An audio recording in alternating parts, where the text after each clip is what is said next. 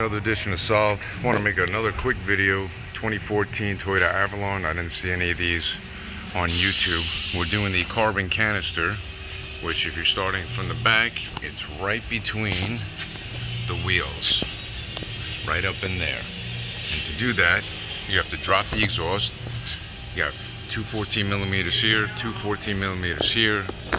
Up by the catalytic converter, you got two 14 millimeters here. This is obviously if you're working with a lift. If you're on the ground, it'd be much tougher. But you want to undo these subframe bolts. There is one there. There is one there. One there. Also looks like 14 millimeters everywhere. So hang tight, we'll drop. So correction, there are 6 bolts. One there, one there, and one there on both sides. Then support it with a scissor jack, and there is your canister right there. Let's get that out. I stand corrected once again. It's this bolt and this bolt. This one over here you don't need to take off on both sides. So the forward bolts you don't need to.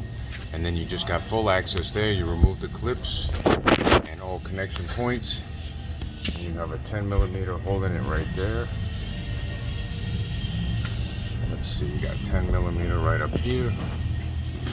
And there should be another one right over there. That one right there. Not this one, that's not 10, that's 14. You want to use this one, that's a 10. All right, let's get this out. Another good tip here, folks, is what you want to do is you want to get, if you have access to air compressor, you want to blow out all the dirt and debris. I use these 2 picks to negotiate this hose off. That came off nice.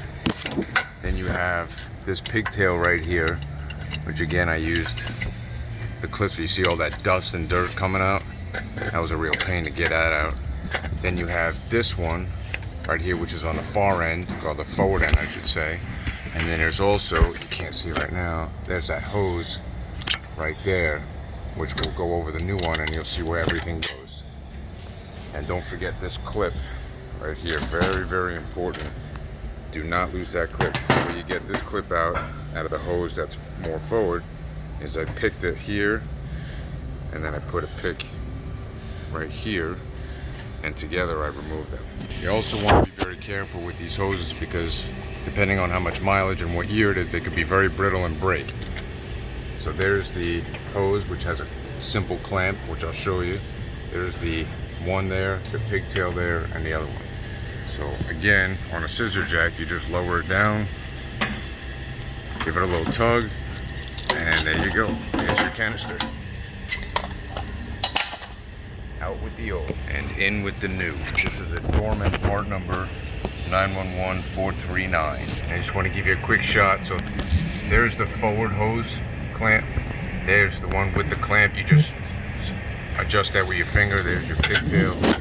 And of course there's the last one that goes to the back. You want to clean these out, blow these out a little bit. I use heavy duty silicone. That ensures a nice seal. And let's get it back in. Okay, so what I did was I mounted the canister assembly before hooking up the hoses because they need to be very stable when you're connecting them. You got to use a little bit of force. So you got that bolt right there, this one there, that's 10, and then your final 10 again is right there. All right, now we're gonna hook up the hose. Okay, I hope you can see this. So I got the all connections in, and what you want to do is you want to make sure that the clip, you see it has a longer, let me see if I can get this down here. See how one side is longer back here and then the shorter one's on this side? So you want to orientate that exactly like that as it goes in. See, it's hard to do filming and repair at the same time, but let's see here. There, okay. So you see it hangs up nicely there. And let's see, and then just give it a little push. Gentle, gentle. Clip clip. Oops, sorry, should have been filming there. There it is, nice and secure. Now you're just gonna button it up, do everything in reverse. And I did forget to mention that I had to take down this shield. Oops, zoomed in, which rides along the driver's side right over here. Once it's complete, we'll take another look at it and then we'll end the video. Now we're gonna go lock everything up. Just make sure all the bolts are lined up.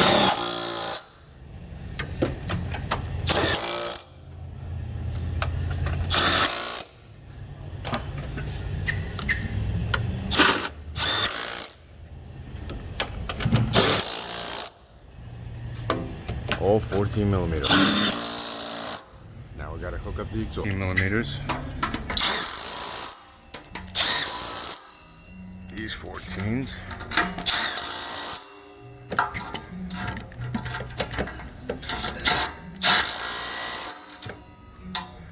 Preferred tool is the Milwaukee FUEL 3/8. Alright, gotta put this down because I need to use a wrench. And that's what it looks like, all reassembled. Make sure that you put your rubber hanger back in. That's important. And the nice thing is, when you want to hammer down on the tools, you make sure it's on 2. Now we want to go light, so we're going to hit it on number 1. There's one of your 10 millimeters. Gotta have good control with the trigger. And those are your plastic nuts. Then you have your metal ones.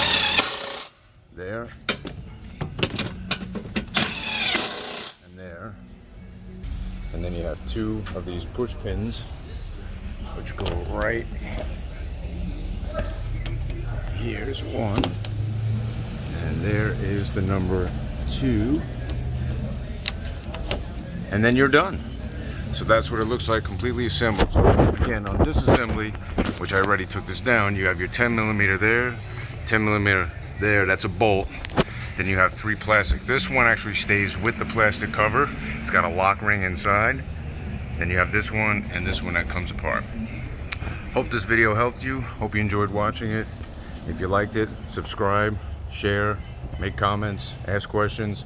We're here to help. Thank you for watching another edition of Solve. Stay tuned for the next video.